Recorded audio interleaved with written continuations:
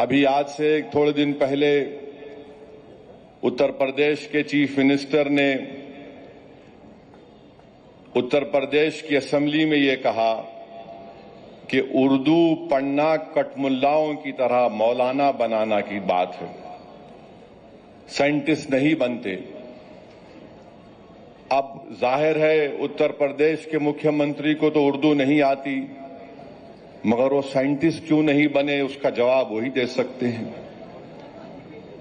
उत्तर प्रदेश के मुख्यमंत्री ने कहा कि उर्दू पढ़ने से कटमुल्ले बनते हैं। अब उत्तर प्रदेश के मुख्यमंत्री के जो बुजुर्ग थे या जिस आइडियोलॉजी से वो आती हैं, उनके किसी भी शख्स ने इस मुल्क की आजादी में हिस्सा नहीं लिया। ये गोरखपुर से आती हैं और उसी गोरखपुर से रघुपति साहेब फराख भी आते हैं। फराख गोरखपुरी उर्दू का एक बहुत बड़ा शायर था, मुसलमान नहीं था। अगर शायद असेंबली में कोई उठ के बोल देता मुख्यमंत्री को, तो मुख्यमंत्री बोलते नहीं नहीं, उन्हें भी कटमुल्ला है। तो ये इनकी ये इंटेलेक्चुअल कैपेसिटी है इनकी। फराख गोरखपुरी गोरखपुर के शायर थे, उर्दू के बहुत बड़े शायर थे। अब मेरे अजीज दोस्तों और बुजुर्गों, जिसके जहन और दिल पर गहन लग चुका है, तो दुनिया की कोई रोशनी उसके सर पे नहीं पहुंच सकती। फराख गोरखपुरी का शेर क्या है सुनिए, ये बीजेपी आरएसएस वालों को बता रहा हूं, जो उर्दू बोलने वालों को कटमुल्ला कहते हैं। फराख गोरखपुरी ने कहा था, सरजमीन हिंद पर अक़वाम आलम के फराख, सरजमीन हिंद पर अक़वाम आलम के फराख, काफिले बसते गए हिंदुस्तान बनता गया। सरजमीन हिंद पर अक़वाम आलम यानी नेशंस आए इस देश में, बसते गए हिंदुस्तान बना। अब ये जो आर्ग्यूमेंट इनका आरएसएस का है कि नहीं ये बाहर से आए, तुम भी बाहर से आए। जितने आर्यंस है बाहर से आए, अगर ओरिजिनल है तो द्रविडियन और ट्राइबल लोग हैं। फराख गोरखपुरी ने सच्चाई को बयान कर दिया। अब इनको नफरत इतनी उर्दू से है कि इनको शायद ये भी नहीं मालूम होगा कि हसरत मोहानी ने कलकत्ता में अंग्रेज लीडर कौन था, मॉन्टेग्यू के खिलाफ हसरत मोहानी ने नारा लगाया था। क्या नारा लगाया था? इनकलाब जिंदाबाद, इनकलाब जिंदाबाद। अब शायद इनको ये भी नहीं मालूम होगा कि सुभाष चंद्र बोस, नरेंद्र मोदी उनका स्टैचू लगाए दिल्ली में। अब नरेंद्र मोदी इनको छोड़ दिए, तुम जरा ये बोलते रहो। सुभाष चंद्र बोस जो आजाद हिंद फौज बनाए थे, उसका नारा क्या था? इत्तेहाद, एतमाद और कुर्बानी। इत्तेहाद, एतमाद और कुर्बानी नारा था सुभाष चंद्र बोस का, नेताजी सुभाष चंद्र बोस का।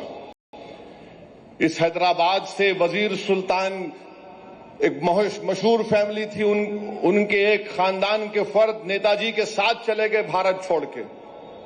इसी मुल्क में हैदराबाद के सफरानी साहब थे, नेताजी के साथ चले गए। ये नहीं मालूम शायद मुख्यमंत्री को, तो यहां हैदराबाद से हम मुख्यमंत्री को ज्ञान दे रहे। राम प्रसाद बिस्मिल को इनको नहीं मालूम होगा, हिंदू थे। उन्होंने कहा था कि सरफरोशी की तमन्ना अब हमारे दिल में है। तो यही सरफरोशी की तमन्ना अब हमारे दिल में है कहकर भगत सिंह फांसी के फंदे पे चढ़ गए। और यही उर्दू के लफ्ज को अल्लामा काफी रहमतुल्लाह अलैह, जो मुरादाबाद के थे, अंग्रेजों के खिलाफ जिहाद का फतवा दिया था मौलाना काफी ने। जब 2 दिन में अंग्रेज जज ने उनको 2 मई को ट्रायल शुरू हुआ, 4 मई को उनको फांसी की सजा दे दी गई। और मौर्रिख ने लिखा कि अल्लामा काफी के ऊपर इस्तरी गरम करके उनके जिस्म पर चुरके दिए जाते थे। वो अल्लामा काफी जब پھانسی کے پھندے کی طرف جا رہے تھے تو ان کے اردو کے اشعار نعتیہ اردو کے اشعار تھے. اتر پردیش کے مکھیہ منتری، آپ اتر پردیش کے مکھیہ منتری ہیں، مولانا کافی مراد آباد کے تھے. فتوا دیا انگریزوں کے خلاف جہاد کا. کٹ ملے تم بولتے نا. کیا کہا تھا علامہ کافی نے؟ کوئی گل باقی رہے گا نہ چمن رہ جائے گا، پر رسول اللہ کا دین حسن رہ جائے گا. اطلس و کم خواب کی پوشاں پر نازا نہ ہو تم، اس تنے میں جان پر خاکی کفن رہ جائے گا. نام شاہانہ جہاں مٹ جائیں گے، لیکن یہاں حشر تک نام و نشان پنجتن رہ جائے گا. یہ مولانا کافی اردو کے نعتیہ کلام پڑھ کے مکھیہ منتری پھانسی پہ چڑھ گئے. آپ کو نہیں معلوم. اور پھر وہیں پر جوش ملیہ آبادی، ان کو معلوم ہی نہیں، بس اردو سے دشمنی ہے. اور پھر برج نارائن چک بس، یہ بھی ہندو تھے مکھیہ منتری. انہوں نے کیا لکھا؟ اے خاک ہند تیری عظمت پہ کیا گمان ہے، دریائے فیض قدرت تیرے لیے رواں ہے. یہ برج نارائن نے لکھا اردو میں. پھر آج انہی کی یہ بات، پھر مجاہد آزادی مولانا شوکت علی خلافت تحریک میں بہت بڑا رول ان کا. راؤنڈ ٹیبل کے لیے برطانیہ گئے تو مولانا شوکت علی نے کہا کہ اگر میں ہندوستان کو آزاد نہیں کراؤں گا تو میں بھارت کو واپس نہیں آؤں گا. جب بھارت سے گئے مولانا شوکت علی تو بیت المقدس میں ان کا خیر مقدم ہوا. 2 لاکھ لوگ مولانا شوکت علی کے استقبال کے لیے بیت المقدس کو آئے تھے. اس کے بعد وہ برطانیہ گئے، راؤنڈ ٹیبل کانفرنس ہوئی. ان کا ایک مشہور تقریر ہے، رامپور کے تھے مکھیہ منتری مولانا شوکت علی. آپ کو نہیں معلوم ہوگا، مولانا شوکت علی نے ایک شعر کہا تھا، شاید یہ آپ کے لیے اور آر ایس ایس اور بی جے پی کے لیے کہا ہوگا، یقیناً کہا ہوگا. مولانا شوکت علی نے کہا، دور حیات آئے گا قاتل، دور حیات آئے گا قاتل خزاں کے بعد، دور حیات آئے گا قاتل خزاں کے بعد، ہے ابتدا ہماری تیری انتہا کے بعد. تو تمہاری انتہا ہوگی.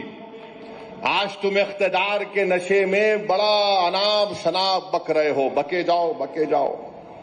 مگر میرے عزیز دوستوں اور بزرگوں، وطن عزیز کا حال تو یہ ہے کہ جوش نے صحیح کہا تھا، وہ آج کے اس دور کے لیے بھی مناسب ہے.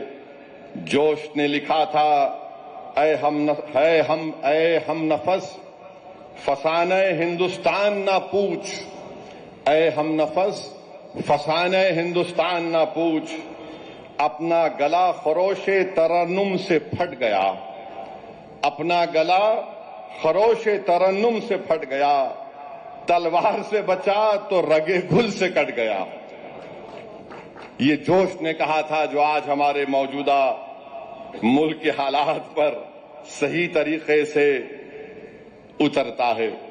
تو ہم اتر پردیش کے مکھیہ منتری کو ایک اور اطلاع دے رہے ہیں کہ بھارت کی لوک سبھا میں اوم برلا اسپیکر نے اعلان کیا کہ جو کوئی بھی بھارت کی پارلیمنٹ میں لوک سبھا میں جو تقریر میں بھاشن دے گا اس کا ترجمہ اردو میں ہوگا. اب آپ کیا بولیں گے اسپیکر کو؟ اردو آپ جو زبان میں دیں گے، کئی زبانوں میں ترجمہ ہوگا.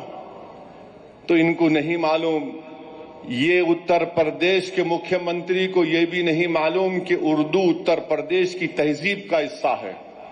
یہ اتر پردیش اور R S S B J P کے لوگوں کو نہیں معلوم کہ اردو کو کانسٹیٹیوشن کا پروٹیکشن ہے، آئین کی حفاظت اس کو ملتی ہے دیگر زبانوں کی طرح. اتر پردیش اور مودی کو نہیں معلوم کہ ہر مسلمان اردو نہیں بولتا، بلکہ یہ مسلمانوں کی زبان نہیں ہے. یہ اس دیش کی آزادی کی زبان رہی ہے، یہ اس ملک کی زبان ہے۔ اب آپ چلے جائیے، نوایت مسلمان ہیں، کرناٹکا میں اردو نہیں بولتے، کم بولتے۔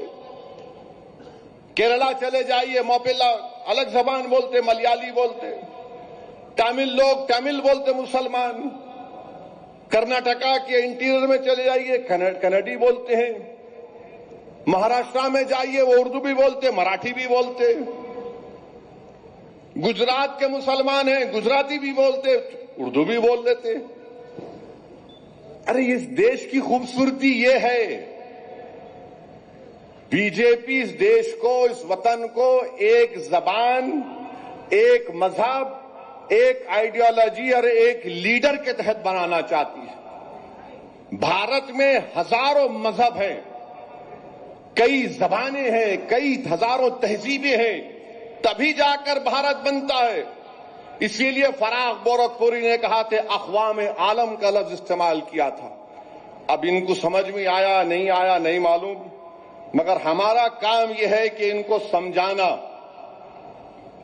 اور ان کو بتانا کہ اردو سے دشمنی کرنا جدوجہد آزادی سے دشمنی کرنے کے برابر ہے۔